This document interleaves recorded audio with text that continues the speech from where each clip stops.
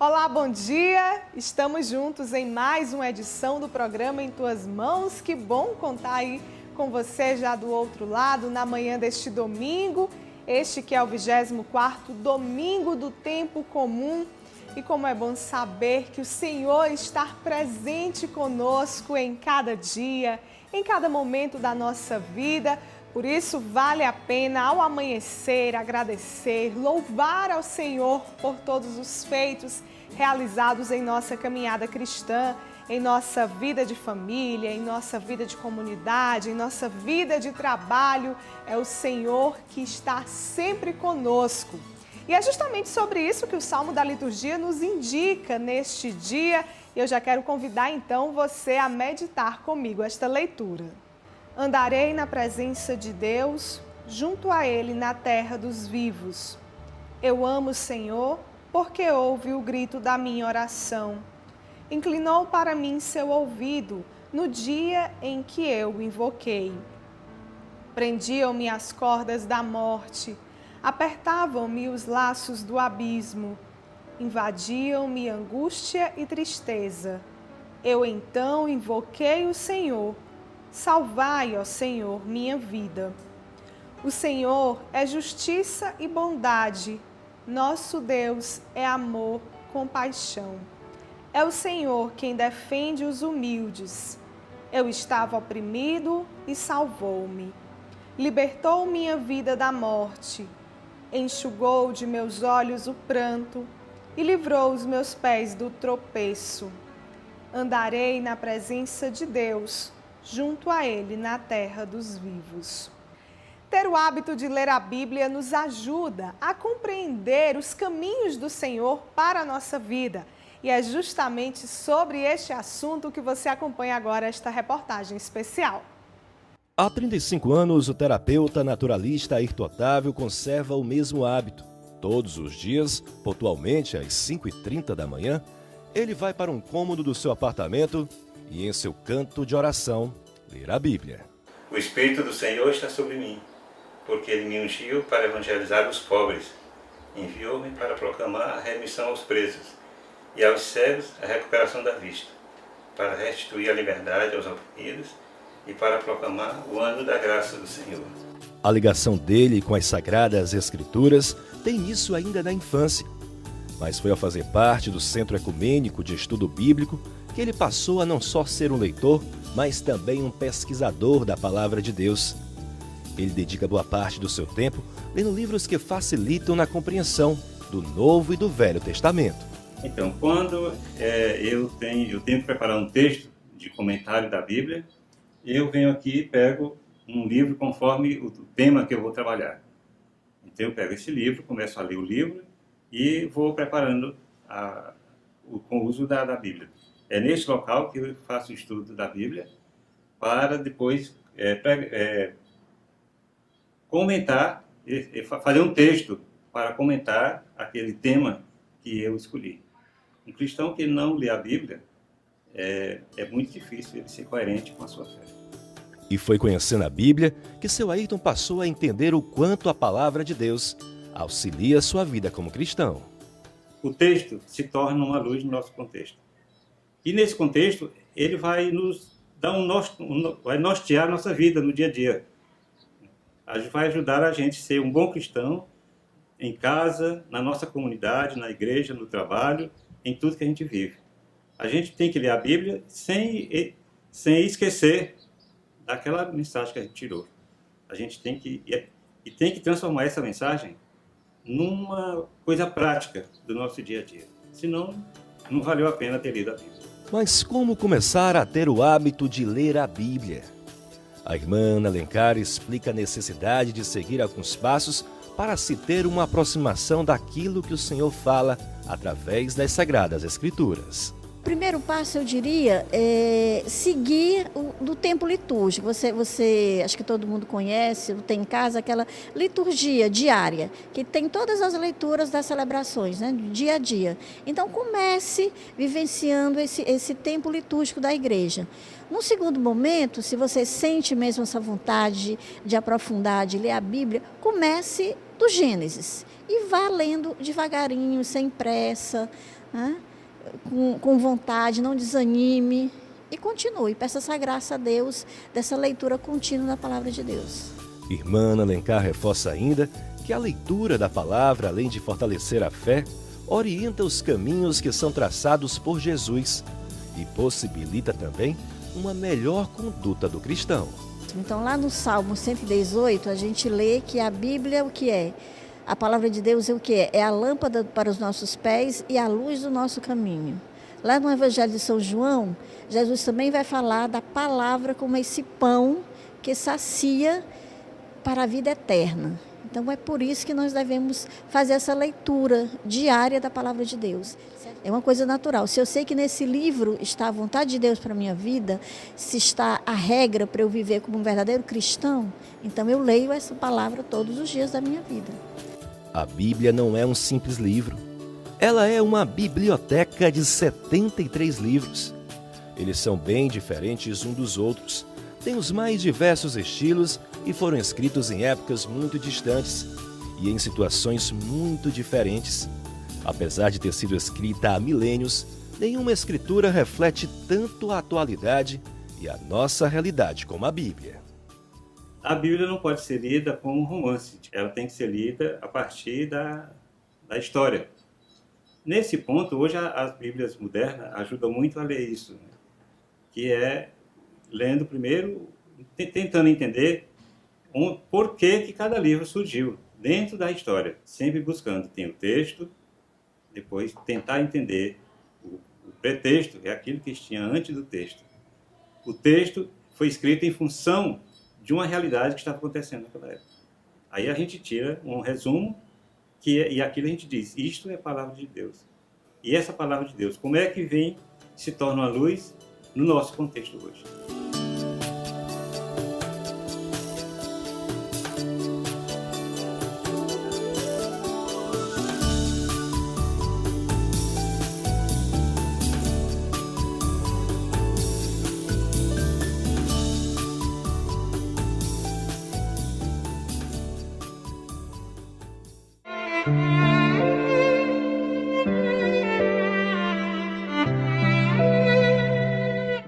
A equipe do programa Em Tuas Mãos foi até o bairro Parque Ideal, zona sudeste de Teresina, para encontrar a família do casal Eliane e Robério. Eles se conheceram na caminhada de igreja. Do matrimônio tiveram 2 filhas e, seguindo a essência desde o início, formaram juntos uma família que tem um modelo a seguir: caminhar na fé. Bom, a Eliane eu conheci num grupo de jovens, né, jovens encontristas. E lá a gente foi construindo uma amizade, tá? Dessa amizade depois a gente começou a namorar e esse namoro se fortaleceu, a gente resolveu casar, né? Então para isso a gente noivou e tal, e aí casamos.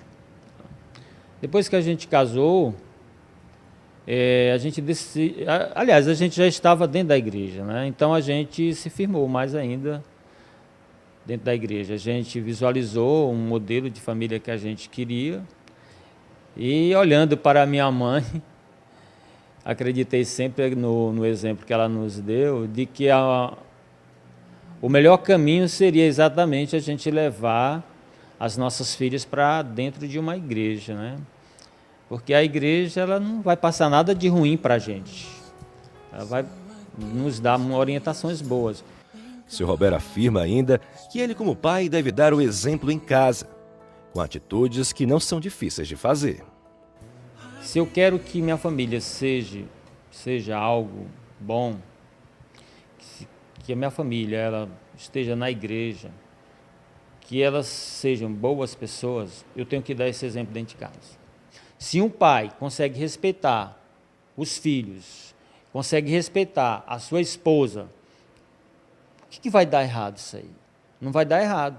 O que vai dar errado é quando a gente tenta viver o que não prega. A união da família se deve justamente pelo desejo de seguir a Deus. É ter Deus em primeiro lugar em tudo, nas maiores dificuldades, nas alegrias, em todos os momentos. Ele está sempre em primeiro lugar. Ele é a mola que rege tudo isso. Ele é o grande responsável por tudo isso. Não somos eu e Robério pessoas que somos o centro disso, não. Nós somos apenas instrumentos usados por Ele e que, graças a Deus, somos obedientes. Às vezes a gente sai um pouquinho do eixo, mas Ele dá um jeitinho de puxar de volta e a gente diz, Senhor, perdoai-me, e continua, né? E fico muito feliz quando encontro alguém que diz assim: vocês, para nós, são um exemplo assim, de família, né? E eu fico assim, meu Deus, a gente dá tão pouco, e isso já causa toda uma... Mas eu não fico me sentindo vangloriada com isso. Eu fico feliz porque Deus está sendo visto. Atualmente o casal, além de colaborar com a pastoral do dízimo no Santuário de São Francisco de Assis, na Forania Sudeste da Arquidiocese, leva também, através do ECC, o Encontro de Casais com Cristo, o testemunho das experiências vividas pela família. A gente já ouve testemunho de outros casais que passam por dificuldades, e como a gente já tem um pouquinho mais de tempo de vivência no matrimônio e vê as pessoas que estão começando, passando por aquelas dificuldades, e muitas vezes elas querem abandonar o barco, né? Não, aqui eu vou tentar mais dessa vez, se não der certo, eu estou desistindo, eu vou viver minha vida. Então isso é muito triste. Eu costumo dizer assim, para mim é muito dolorido quando eu vejo uma família destruída. E acho que para Deus ainda é mais dolorido ainda, porque os projetos do Senhor não é construir uma família para que ela seja destruída. Então, assim, a gente já colhe depoimentos de casais que estavam à beira da separação. E quando eles têm a oportunidade de ouvir o testemunho da gente em algum encontro, em alguma oportunidade de retiro, acampamento, seja o que for que é proporcionado pela igreja e que nós somos convidados, quando a gente dá o testemunho da gente de momentos que a gente viveu na vida, aquilo salva uma família. E aí depois a gente encontra com essa família, e a esposa, geralmente o marido não costuma falar, mas a esposa chega e diz, olha, naquele dia era a última tentativa minha que eu estava tentando resgatar, restaurar meu casamento. Se não desse certo, eu ia acabar meu casamento. E graças ao que eu testemunhei da palavra de vocês, hoje eu estou bem com a minha família, estamos já engajados na igreja, participando de mais movimentos da igreja, e a nossa família foi restaurada. Então, assim, graças e louvores a Deus, porque é Ele que fez esse milagre, né? O comportamento adotado pelos pais serve de inspiração para as filhas. A caçula, Maria Carolina, diz que sonha construir uma família seguindo o mesmo exemplo dos pais. Eu quero criar os meus filhos dessa forma e às vezes eu até penso assim, oh, meu Deus, será que eu vou ser uma mãe tão boa quanto a minha mãe é? Ou será que meu marido vai ser um pai tão bom quanto meu pai é? Porque, meu Deus, eu amo minha família demais e olha minha família tem uma estrutura muito boa que eu não consigo, é muito difícil enxergar isso em outras, sabe? E eu fico, meu Deus, eu quero muito ter uma família que nem a minha. A filha mais velha do casal entende que para que se construa uma família unida pela fé, é preciso que haja cooperação e discernimento sobre o papel de cada um em casa. Aqui a gente prega o amor, mas não o amor aquele amor romântico, né? Mas o amor que Deus deixou pra gente, que é aquele amor de cruz, aquele amor que é de suportar, de dar suporte um para o outro, que é mesmo na dificuldade, mesmo assim, ó, eu não estou gostando disso não, mas eu estou aqui, né? Então, a gente faz isso todos os dias, né? Eu agradeço a Deus pela oportunidade que Ele me deu de ser mãe de duas criaturas incríveis como elas, né? Maravilhosas como elas são. Agradeço a Deus pelo marido que me deu também, né? Uma pessoa que eu acho que foi escolhida especialmente, né, para assumir essa missão, porque quando jovem eu nunca orei ao Senhor dizendo assim, me dá um marido, Senhor de Deus, um marido maravilhoso, um marido que me respeite, que cuide de mim, da família. Mas mesmo sem eu orar ao Senhor, pedindo um marido assim, Ele me deu de presente, né? Então, assim, eu sou muito agradecida. palavra é essa. Eu sou muito agradecida e muito feliz com a família que eu tenho. Tua família, volta pra ela. Tua família te ama e te espera. Para ao teu lado sempre está tua família. Minha família é minha base. A dependência tecnológica é um mal que acarreta a sociedade moderna e isso pode gerar prejuízos à saúde. Mas quem vai falar um pouco mais sobre este assunto, e você acompanha agora, é o psicólogo Rodrigo Lopes.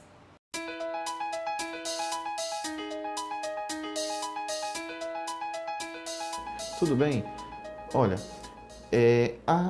nós percebemos que existe uma patologia voltada para a dependência tecnológica aí, quando a pessoa não consegue ter um convívio social, quer todo o tempo se isolar na frente do computador, onde nesse computador ela quer ficar todo o tempo online, tem dificuldade de se afastar da internet. Se a internet cai, já fica logo chateada, ficando com raiva, ficando agressiva. Quando a pessoa deixa de lado todas as suas áreas de vida, deixa de sair, deixa de conviver com o outro, se agarrando apenas a ficar online, a ficar utilizando o computador. Se uma pessoa passa mais de 3, 4 horas direto, sem sair para fazer nenhuma necessidade básica, nenhum tipo de alimentação, para ter nenhum convívio, você já tem que começar a suspeitar. Se uma pessoa já vive todo o tempo com o celular na mão, acorda pegando o celular, dorme pegando o celular, já temos que suspeitar, pois são características de uma pessoa que tem dependência tecnológica.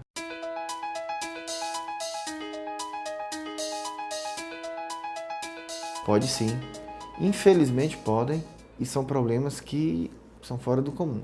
Muitas vezes, pessoas que já têm transtorno de déficit de atenção acompanhado ou não de hiperatividade, já pode vir a ter a dependência tecnológica, como também ao contrário, da dependência tecnológica chegar a desenvolver essa dificuldade de uma maneira mais significativa do que o que já tinha, né?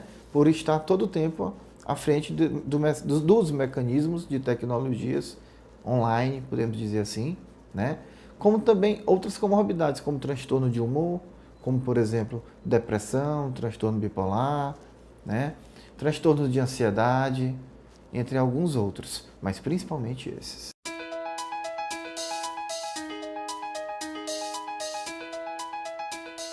O que vai fazer essa mudança cognitiva é o tratamento psicoterápico. Dentro dessa realidade, o que nós fazemos, né? Nós indicamos a pessoa que está ali sofrendo e diretamente já procurar a psicoterapia e o acompanhamento psiquiátrico, né? A parte medicamentosa.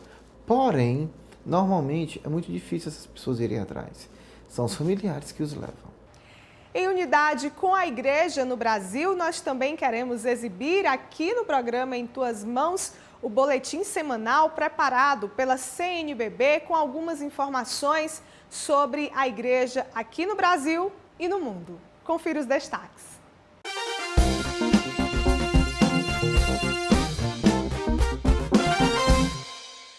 Os últimos dias da Igreja Católica foram marcados por ataques ao Papa Francisco. Neste momento de crise, os bispos da Igreja no Brasil manifestam sua solidariedade ao Santo Padre. Confira em nosso portal todas as cartas direcionando forças ao Papa, tanto da presidência da CNBB quanto dos diversos regionais do Brasil. Pastoral Familiar prepara primeiro encontro nacional de perdas e viuvez. Ele será realizado de 21 a 23 de setembro em São Roque, São Paulo, e tem como objetivo proporcionar momento de partilha, reflexão, oração e formação a respeito deste tema tão frequente na vida e nas comunidades. Confira também no portal da CNBB na internet. Comissão Bíblico-Catequética disponibiliza pílulas sobre o livro da sabedoria para reflexão durante o mês da Bíblia. O Boletim Igreja no Brasil fica por aqui.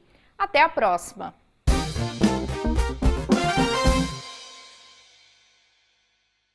Trabalho e educação para os jovens africanos é o pedido de oração do Papa Francisco para este mês de setembro.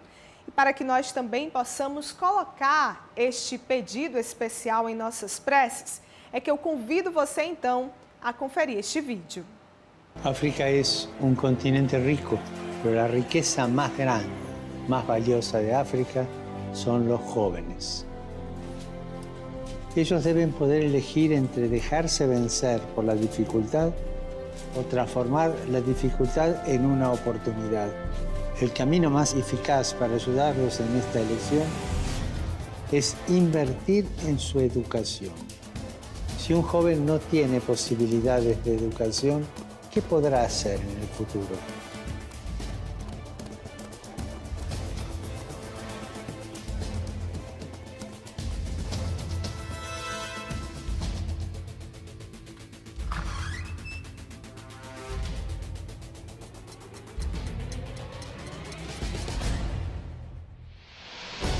Pidamos para que los jóvenes del continente africano tengan acceso a la educación y al trabajo en sus propios países.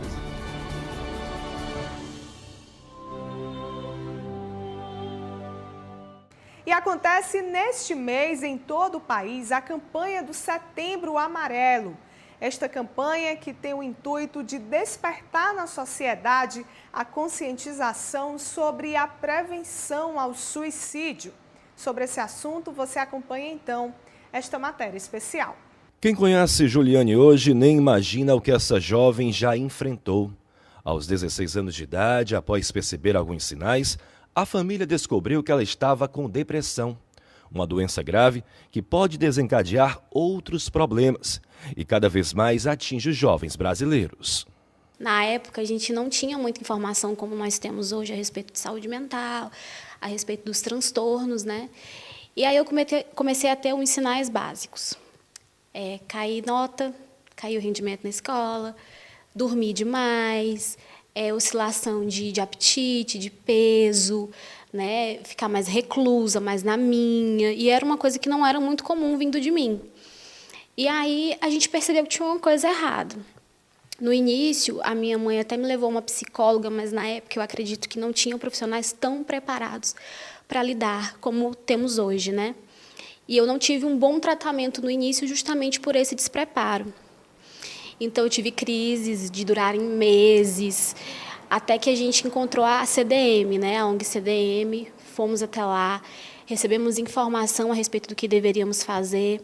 Foi aí que eu tive minha primeira consulta com um psiquiatra, né, e com uma psicóloga especializada no assunto.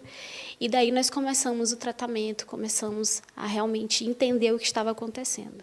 Dados recentes da Organização Mundial de Saúde indicam que a depressão atinge mais de 23 milhões de pessoas no mundo. No Brasil, são mais de 11 milhões sofrendo com a doença, conhecida como mal do século. Ainda de acordo com a OMS, a depressão é o principal fator que leva muitos jovens a tentarem contra a própria vida. Com o intuito de combater o aumento do número de casos de suicídio, em 2015 teve início a campanha Setembro Amarelo no Brasil. Para esta psicóloga, a campanha veio ampliar a necessidade das pessoas buscarem ajuda quando precisarem. Essa campanha do Setembro Amarelo, ela começou nos Estados Unidos, né, a partir de uma vivência familiar, em que um casal perdeu um filho de 17 anos, né, o Mike Henry, e esse jovem não demonstrava sinais, né? Então, o que os amigos desse jovem fizeram? Por ele ser alguém que era super descontraído, alguém que estava sempre pronto para ajudar o outro e eles não perceberem, no dia do seu velório, eles fizeram uma campanha no próprio velório, né? Montaram uma cesta onde eles colocaram 500 cartões com aquela fitinha que acabou se tornando, né, o slogan da campanha do Setembro Amarelo. E onde eles diziam, na mensagem dizia, se você precisa, busque ajuda, né? Porque nem sempre as pessoas que estão próximo percebem os sinais, né? A gente vem falando no Setembro Amarelo para que as pessoas possam perceber mais, né? Que às vezes alguém que está do meu lado que não demonstrou pode estar precisando de ajuda.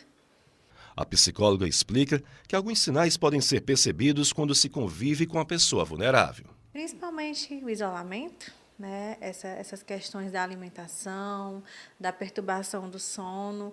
E muitas vezes as pessoas verbalizam de forma não direta, às vezes de forma indireta, algumas frases que possam nos alertar, né? Como a minha vida não tem sentido, eu não sei o que eu estou fazendo aqui, eu não sirvo para nada. Então, a sensação e a percepção de que eu não sou mais capaz de fazer algo por mim ou por alguém, e às vezes muda essa rotina para as pessoas que trabalham, para os adolescentes que estudam. Um dos grandes sinais que a gente percebe é a questão da queda de rendimento escolar, por exemplo, essa esquiva de estar com pessoas, de estar em ambientes em que eu preciso estar em contato com outras pessoas, por exemplo. Identificados os sinais, a psicóloga acrescenta que o procedimento é seguir corretamente o tratamento receitado pelo médico psiquiatra e realizar terapias com um psicólogo especializado. Falando por experiência de estudos, né, e por experiência prática, né, da vivência com esses pacientes, principalmente a depressão, né, o transtorno de personalidade, os transtornos de humor em geral, e os principais tratamentos são realmente, né, o tratamento com os profissionais de saúde mental, o psicólogo, o psiquiatra, né. Eu sempre falo que esse tratamento ele é um tripé que tem que estar muito bem estruturado, e também a família, né? Então, se esse tripé, família, psiquiatra, psicólogo, anda tudo bem, fica tudo bem, tudo muito bem articulado, a probabilidade que esse paciente tenha uma evolução e que saia daquele estado é muito grande. Superar não é fácil, mas vem muito de dentro de nós.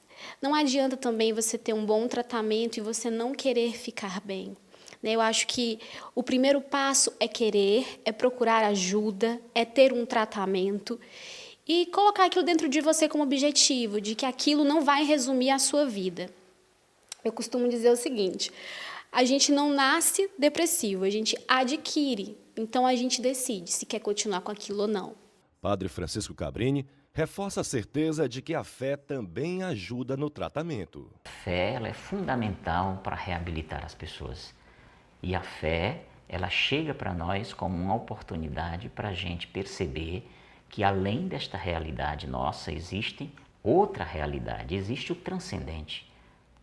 Como assim? Além da existência de Deus e da eternidade, a gente transcende. A gente não é somente aquilo que está orbitando em torno da gente. Existem coisas mais além que a gente pode, superando alguns problemas, encontrar estas outras coisas, uma outra forma de viver. Às vezes a gente se fixa demais num ritmo de vida, e isso termina amarrando a gente. É importante que a gente se abra para outras formas, outras alternativas, outros ritmos de vida que vão justamente fazer com que a gente perceba diferente a vida. Então a fé é uma posição que eu posso chegar para a partir daí eu passar a ver a vida diferente de quando eu não tenho fé. A fé foi muito importante para mim, foi muito importante para a minha família, para a gente conseguir lidar com isso com força. E eu acredito assim que nada acontece por acaso, Deus tem todos os propósitos dele, né? O que eu posso dizer para você que está passando por isso é que no final tudo fica bem, você tem força para seguir em frente, por mais que você olhe para si e não se veja forte, você é fortalecido, o sofrimento ele fortalece a gente cresce com o sofrimento e tudo tem jeito nessa vida, a morte não é a solução e eu tenho certeza que você vai conseguir. Em Teresina, algumas organizações filantrópicas contribuem com a prevenção do suicídio. O CVV, Centro de Valorização da Vida, presta apoio emocional através de uma conversa amiga.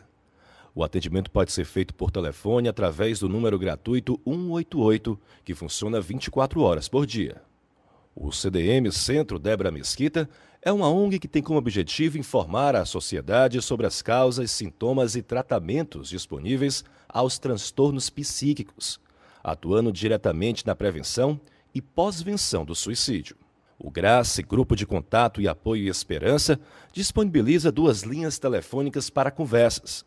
O grupo também atende presencialmente no bairro Vila Bandeirante 2 e faz visitas domiciliares. Inclusão. Essa é a palavra que define o sentimento dos alunos do curso Levanta-te, Vem para o Meio, oferecido pela Arquidiocese de Teresina aos surdos que estão se preparando para concurso e vestibulares. A ação visa possibilitar condições para que pessoas com deficiência auditiva possam disputar os mais diversos certames.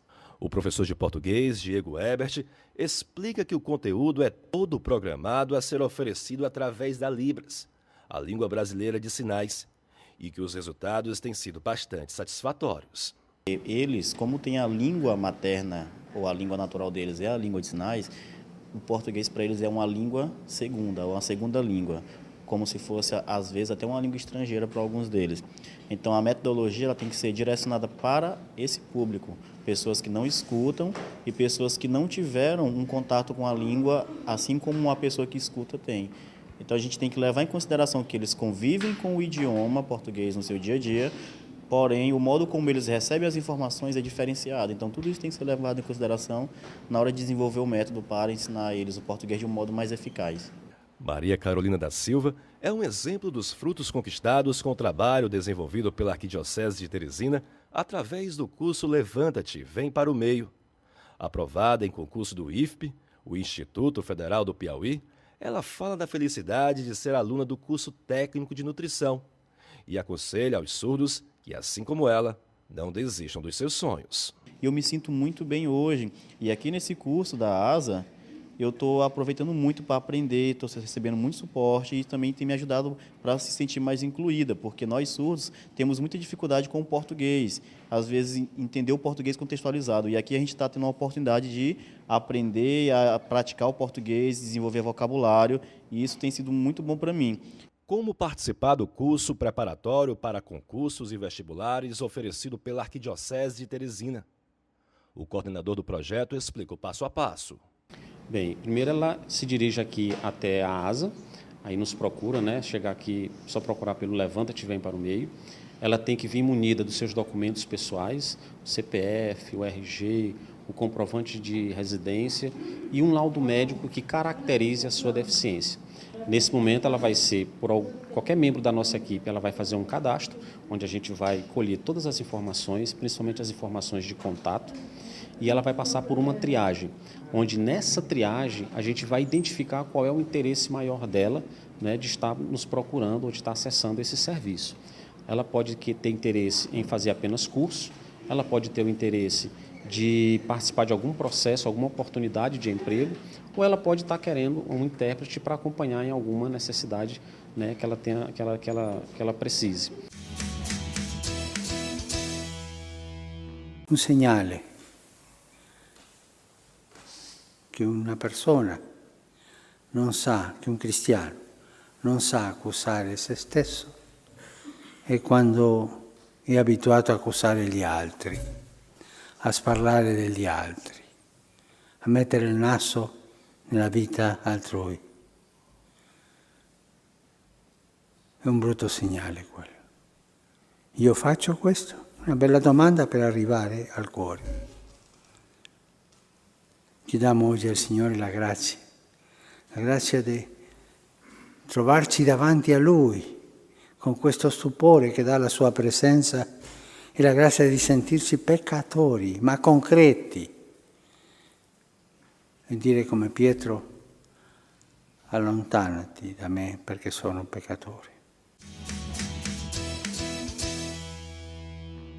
Olha, você que gosta de crochê, precisa conhecer o dom da Raíssa Moraes, ela que confecciona imagens de santos a partir deste artesanato. Com uma agulha e uma linha se pode fazer muita coisa. É através do crochê que artesãos do mundo inteiro criam verdadeiras obras de arte. Há 4 anos fazendo crochê, Raíssa Moraes não imaginava que a sua fé seria a inspiração para que ela transformasse os pontos construídos pelo entrançamento de linhas em imagens de santos.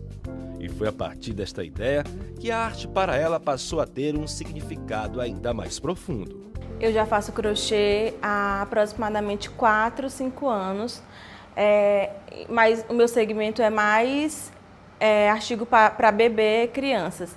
Desde maio eu comecei a fazer os santinhos, que o primeiro que eu fiz foi para presentear uma amiga, que era aniversário dela, que foi Santa Terezinha, que ela é devota dela. E aí, desde então, tenho muitos pedidos.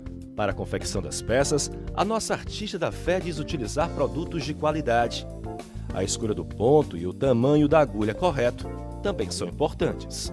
Então, as receitas são todas adaptações e aí a gente vai criando a partir do que a gente tem.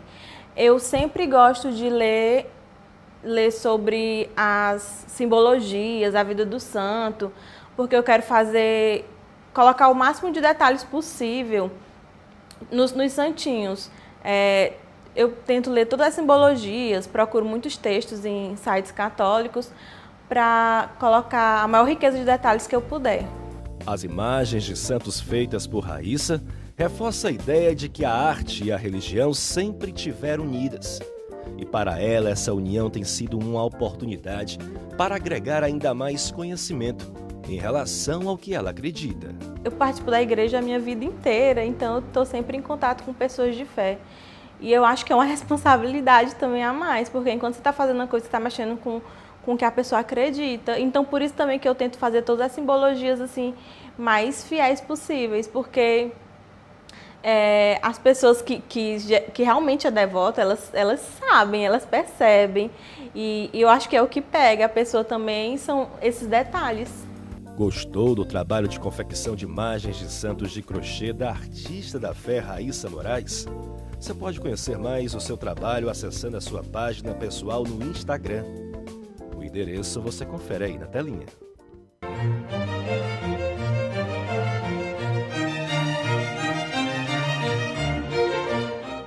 Neste domingo, mês da Bíblia, nós encontramos hoje amigos e amigas que nos dão a honra de estar conosco nesta programação que nós chamamos Em Tuas Mãos, Senhor.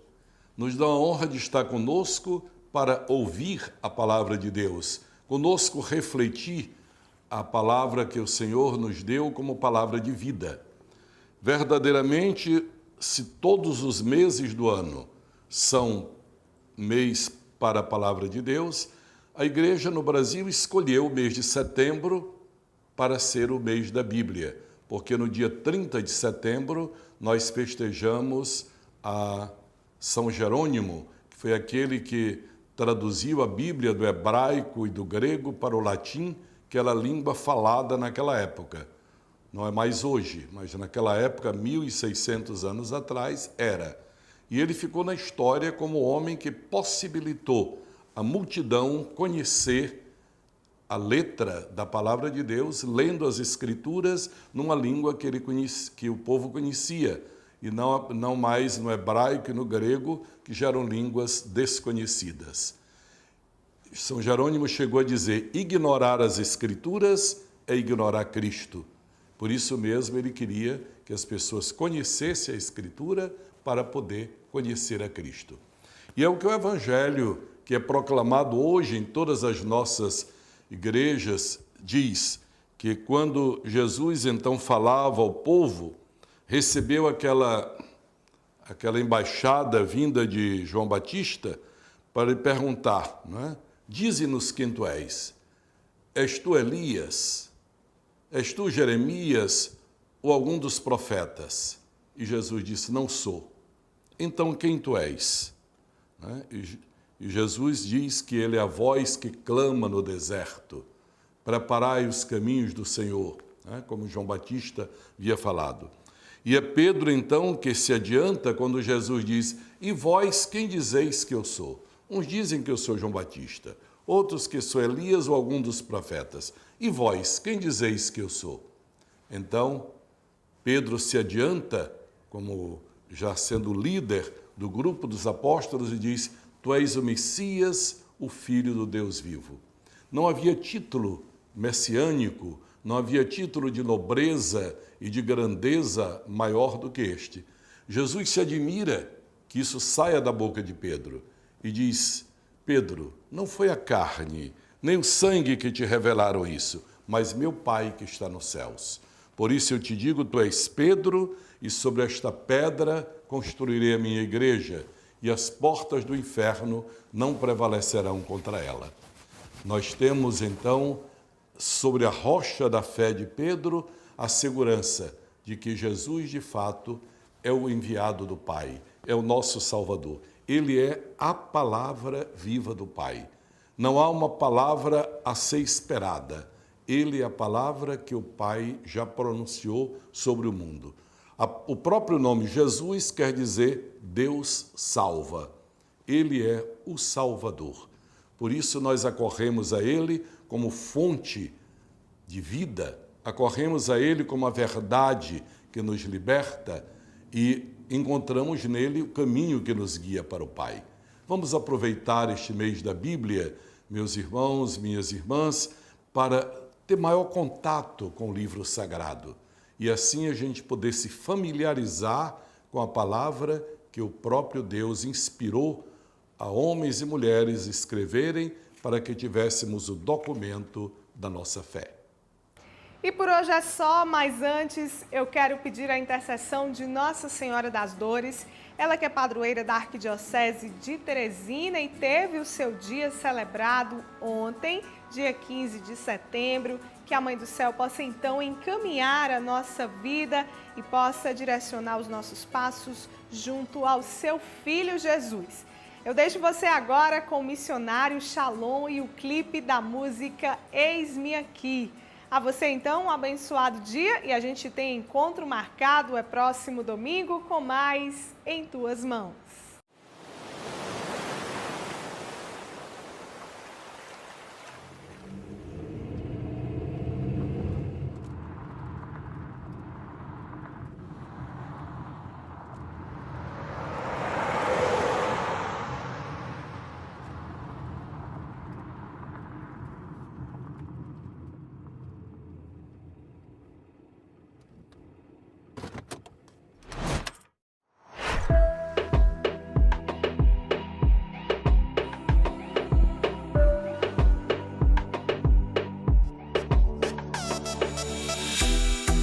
Que me apaixonei, não resisti, me entreguei. Te escutei a me chamar, deixei tudo para te seguir. Restituiu com o teu perdão, transformou todo o meu coração. Nem por mil dias no Caribe eu troco tua presença, Deus. Eu sou latino-americano, sou peregrino nesse mundo, sou eleito pelo teu amor. Leva-me, Senhor. Latino-americano sou, peregrino nesse mundo sou, eleito pelo teu amor. Leva-me, Senhor. Eis-me aqui, sou teu servo, Senhor. Faz de mim o que você quiser, pois pra mim tua vontade é minha felicidade. Sou teu servo, Senhor. Faz de mim o que você quiser.